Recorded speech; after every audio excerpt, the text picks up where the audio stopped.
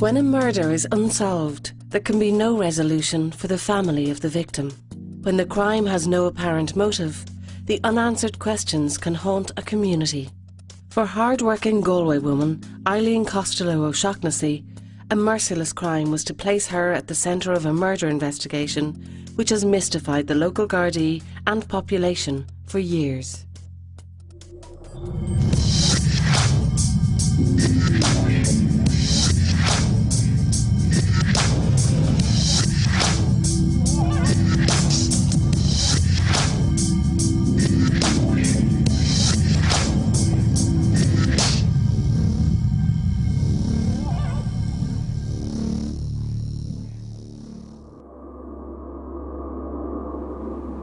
On the 30th of November 1997, 3 bakery workers from Galway found an abandoned taxi outside their workplace. Believing it was a stolen vehicle, the men decided to move the car to a safer position, but quickly discovered signs of something more sinister. This crime first came to the attention of the Garda when an employee of Leyden House Bakery phoned the communications room at Mill Street station in Galway to the effect that a taxi was in front of the bakery. It was parked. The keys were in the ignition, and he reported that there was blood on the seat of the car and on the armrest. Garda Pat Nugent and Garda Kelleher went to the scene, and they found the car as was reported. From that point on, they knew that they were dealing with a very serious incident. Gardaí were quick to preserve the scene. Meanwhile, officers were making inquiries as to the identity of the taxi's driver. The Gardaí established that Eileen Costello O'Shaughnessy was the driver of the car that evening. In 1997, Eileen Costello O'Shaughnessy was 47 years old and living with her mother in Corofin, following an amicable separation from her husband. When Eileen moved in with my mother, they had a very easy relationship. The one painful thing for my mother was that Eileen had very severe Crohn's disease, and so I think it pained my mother to see her in so much pain. But near the end, she had found a way to control the pain, and my mother obviously took joy out of the fact that she was getting on with her life. It was nice for Grant to have company, and the two of them were very close, but they got on extremely well, except when the two of them were in the kitchen cooking, because a woman is always dominant in the kitchen. If you'd met them and called in to visit them, you'd swear Mum had lived all her life with Gran. They were that comfortable and knew each other's routines really well. As well as being an attentive daughter, Eileen was also a devoted mother with 2 adult children. Eileen was real fun as a mother. She got married at age 20 and her 2 children were born while she was still in her early 20s.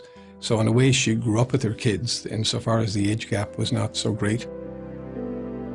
Yeah, I was still very close to Mum, even though at the time I was 24, but she was the real Irish mother. I was still her baby, even though I was a fully grown adult. You were just regular mother-daughter, and that's boring but just really normal, and that's what I miss.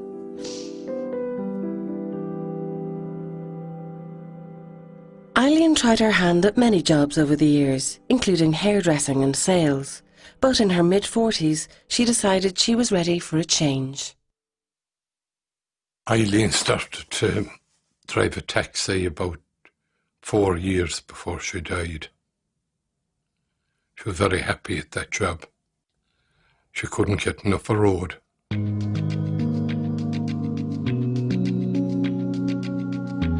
Mum got into the taxi industry through a friend of hers, and that kind of job really suited her because she was a talker and she liked mixing with people, and she just liked to be out and about. She didn't like to be confined to the one spot.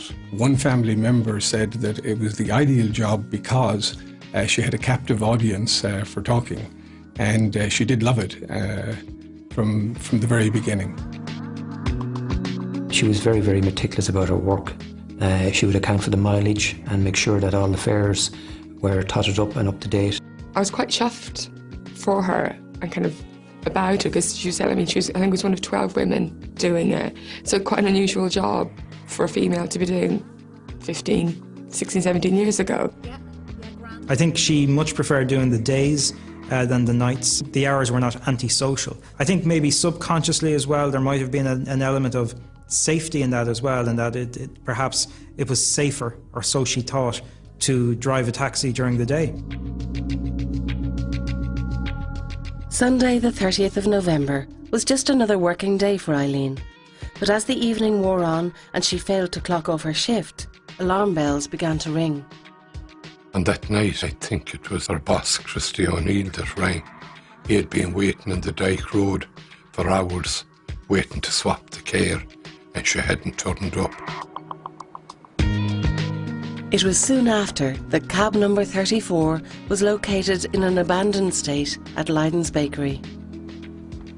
At this point, it was a missing persons investigation, but we realised, having found the blood on the car, that it was a very serious matter. The local area was searched in order to establish if Eileen had left the car as a result of a serious assault having taken place on her, and in order to establish that she hadn't wandered away. So those searches were completed, but they also failed to locate Eileen at that particular time. There was no sleep that night whatsoever, but at all times we feared the worst with all the blood that was in the care.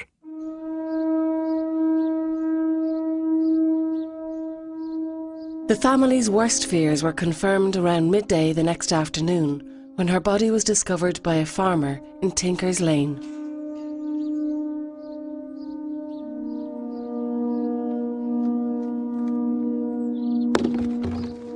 By noon today, the body of Eileen Costello O'Shaughnessy, a married woman with 2 adult children, had been found by a farmer in a laneway at Knockdoe Moor, 10 miles outside Galway City on the Tuam Road. Over 60 detectives are now involved in the intense investigation, but as they began their crime conference tonight, the motive in this case was still a mystery. On discovery of the body of Eileen Costello O'Shaughnessy, we now had 2 scenes. So both scenes were examined, and a full technical examination was conducted by the Garda Technical Bureau. The search revealed that a very vicious attack had taken place in the car, and whoever had been in the car made a quick getaway from it. The keys were left in the ignition, and this possibly would indicate that the person or persons involved were in a state of panic.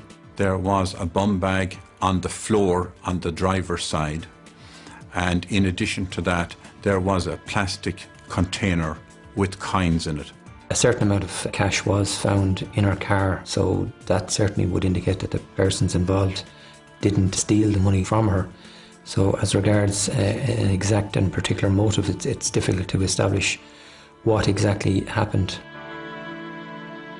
Eileen Costello O'Shaughnessy's body was removed from the scene to University College Hospital, where a full post-mortem was conducted by Professor Harbison. The results of the post-mortem indicated that Eileen had been subjected to a severe physical assault on her person as a result of a blunt instrument, and she had little or no opportunity to defend herself from this assault. As the Gardaí continued their investigation, Eileen's family were trying to come to terms with the brutality of her murder. We couldn't believe it, that such a thing had happened so close to home. And she hadn't any enemies, or we just didn't know what went horribly wrong.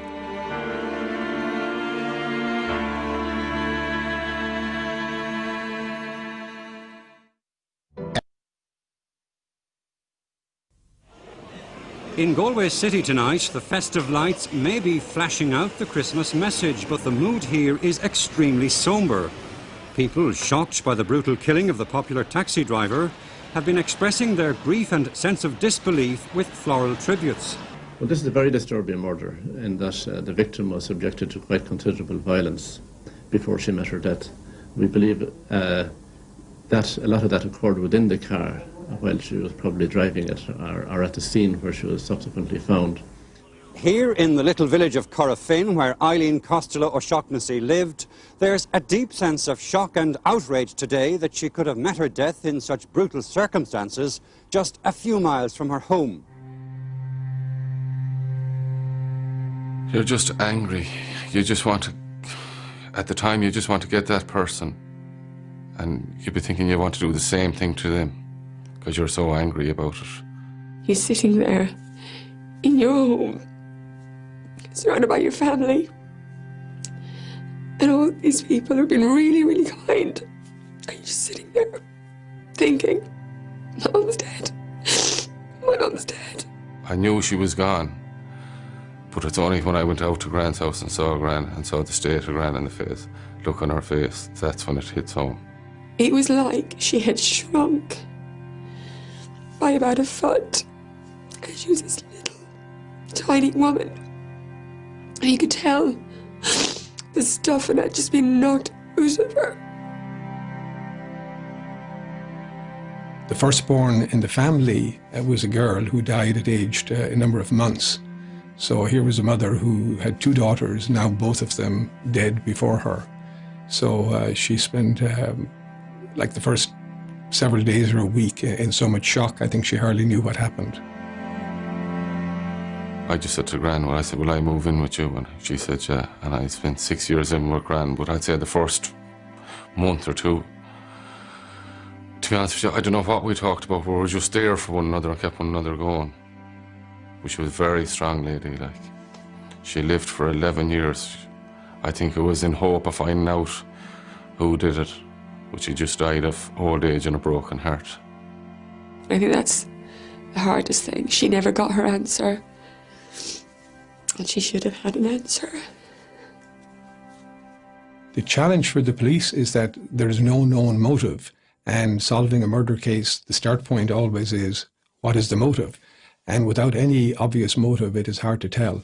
It wasn't a sexually motivated crime as far as we understand. There's no evidence to suggest that. There was, Mum's coin jar was left in the car, which is, there was pounds and 50p coins. There's a lot of money. That was left. So kind of out and out robbery, you would take all the money, everything.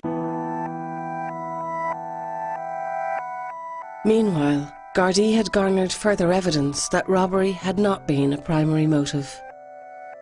It was late 1997 that Gardaí got information which showed that people had actually been at Eileen's car before the bakery workers were at the car, before the alarm was actually raised. In the course of the investigation, it came to our knowledge that youths passed the car while it was parked in front of Eileen's bakery. One of them put their hand in through the driver's window, which was open, and stole Eileen's phone and cigarettes. These teenagers later told Gardaí that they had taken Eileen's phone and that the battery wasn't working. So they basically smashed her phone and left it a couple of 100 yards away from the car. As part of the ongoing investigation, Gardaí pieced together a timeline of Eileen's movements on the day of her murder. Eileen's first job that day was a pick-up out in the western suburb of Rahoon. She then got a fare from the Headford Road heading down to the train station. She was then back out past the university out to Supermax in Newcastle to bring somebody to Supermax in Eyre Square. So she had quite a busy morning. And then at around midday, she found herself back out towards the Corofin area. While in Corofin, Eileen met a friend for lunch before calling home to check on her mother. While she was there, they received a welcome visitor. The last one of us that was talking to Eileen on the day was my son. He came back from Australia that day and he met Eileen back at my mother's house. And she then heads back into Galway City to continue the rest of her day. At 2:30, she met her friend and they went to the Skiffington Arms where they had a cup of tea and spoke for a while. Hiya! How are you? I'm not so bad. It's the last day of November, looking ahead to Christmas. She's talking about her nephew Kenny Costello coming back from Australia that very day, and also talking about her own daughter Susan, who's in Australia on a trip. She lives in London, but she's over in Australia. Eileen's looking forward to Susan coming back for Christmas. I jokingly said to her, you know, you'll get something small back from Australia. It'll be your Christmas present and your holiday present because we'll be broke, and, you know, things like that. Eileen left the Skeffington Arms and returned to her car on Eyre Square. She continued taking fares for the rest of the afternoon until around 6 p.m, when she was picked up on the CCTV camera at Supermax. She just goes to the ladies' toilet in Supermax, and she gets herself a drink as well, and she comes back out of Supermax and continues on her work. At this stage, she only has less than 2 hours work to do before she can give back over the car at Dyke Road, get her own car and head back home to Corofin. So she's on the home stretch almost of her day's work. We know that at 7:30 p.m. Eileen picked up her last known fare, and then people have come forward and have been interviewed by the Gardaí. At 7:59 p.m, she goes to ring home to her mum, Nora. The call never connects. Perhaps she had dialed the number and then hung up because somebody was hailing down a cab at that stage, or perhaps the signal went, or her battery didn't work, that the phone never rang on the other end for Nora to pick it up. Maybe there's nothing untoward in this, but it's just something that's unexplained. Eileen Costello O'Shaughnessy was last seen here at Eyre Square at about 8:30 last night when she phoned the company she worked for, Galway Taxis, and told them she was going to take a fare to Clare, Galway. As a rule, she kept in regular contact with the company and with the owner of the car she drove. But when she wasn't heard from for over an hour, they became concerned and raised the alarm.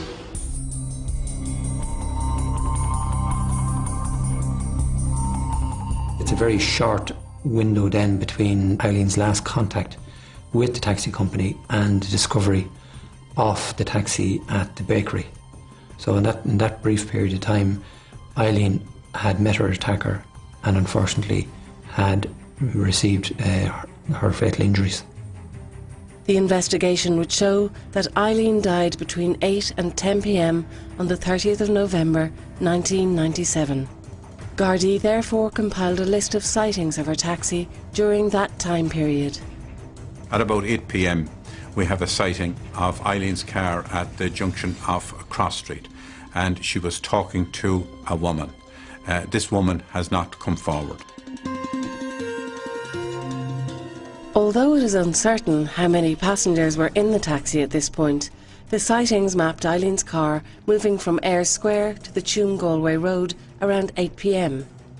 A short time later, a crucial sighting placed Eileen's car at Holmes Hill, 3 miles outside Galway. The vehicle was stopped along the hard shoulder with its lights on, and the taxi sign was illuminated. The next sighting we have of Eileen's car is turning right at the Mystical Rose nursing home. This is at the junction of the Tuam Galway Road and Tinker's Lane. The unusual thing about this is the taxi turned right without giving a signal. It is still unknown if the attack had already begun by the time the taxi reached Tinker's Lane, but it was here that Eileen was to die alone in the muddy Boreen. As a result of the forensic examination of the taximeter, we know that the last fare that Eileen carried, the car travelled between 16 and 17 miles. That told us that the car had travelled from roughly Eyre Square out to the Boreen and Tinker's Lane. The taxi was driven back from Tinker's Lane, back along the N17 at around 9 o'clock that night, and the killer was driving that car. There were a number of reported sightings of a taxi driving erratically a silver-coloured Carina being driven back towards Galway. One learner driver specifically remembered it close to Tinker's Lane because they themselves had to pull in out of the way because the car was driving above the 30-mile-an-hour speed limit. A further witness stated that they'd seen a silver taxi driving erratically in the Castlegar area around 9 p.m. The taxi, which at this stage was close to Fleming's roundabout, turned into Leiden House. As it turned in, the lady got a look at the driver. She described the man as between 30 and 50 years of age with a dark-coloured beard. He was not a big man. He had dark hair and appeared to her to have a flat face. Another perhaps crucial witness is a man who was locking up a shop across the road from Leiden's bakery. Around 9 o'clock he looks across the road and he sees a man getting down off a wall. This man was in his 20s. He was 5'10", 5'11". He had red short hair. He was average build. He had a number of days' growth of beard. This man had in his hand a cream or beige sports bag with 2 canvas handles. We can assume that that man getting down off the wall is quite possibly the person who was driving the car, which was abandoned at Leiden's bakery at around that time. Another witness saw a young man in the field behind his house at around 9:10 that evening. He was walking in the direction of Tirellan and appeared lost. The witness was surprised that the man was walking in the field, considering that it was a wet night and he could have been on the footpath. The area in which the taxi was seen being driven very erratically that night is a very, very busy area. And while a number of people have come forward and assisted the investigation, there is little doubt that there are other people out there who know exactly who was involved in the murder of Eileen Costello O'Shaughnessy, and I would certainly appeal to those to come forward and assist us in bringing the case to a resolution.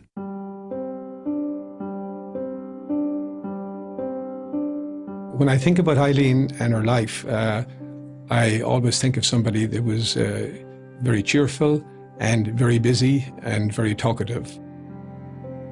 She loved dancing and country and western music. That was her main thing. And she also loved playing cards, 25. She wasn't really a drinker. She would have a drink. She liked a brandy, but like she was virtually a pioneer. It was all about dancing. When I think about my mum, you know, I try to think really hard about the good things, but it always comes back to what happened. If I had an answer as to who and, you know, why, I could then at least start to kind of, I suppose, lay her to rest in my head. There's no such thing as a perfect murder. The murderer always does make some mistakes, and all that has to be done to solve the case is to take advantage of that mistake. So at the moment I feel more optimistic than I did any time in the last 15 years, I think. Somehow I think somebody will step up and with information that will solve it. I've no doubt but that the person who murdered Eileen was covered in her blood from the attack, and whoever that was then walked home somewhere in Galway. Someone would have to notice a behavioural change in that person, like, are there clothes that they'd have wore that night that have to have discarded them, that there'd be a jacket missing, a cap missing, whatever. We just need someone from the public to come forward and give that information. Well, if anyone knows anything, I'd love if they would come forward. But at this stage now, all we can do is hope. Mum is gone and she's never going to come back. But I don't want any other family to have to go through that. And if we can save someone else's life, it'll be worth it. If it's somebody who knows about it, whether it was a mother or a sister or girlfriend, boyfriend, whomever, whatever, and even if they were afraid, it's 15 years down the road. Maybe now they've got the freedom, the chance, or they don't feel threatened anymore, but come forward and tell us. Put us out of this misery. Because it's not something anybody should have to go through. I just want to say goodbye to my mum.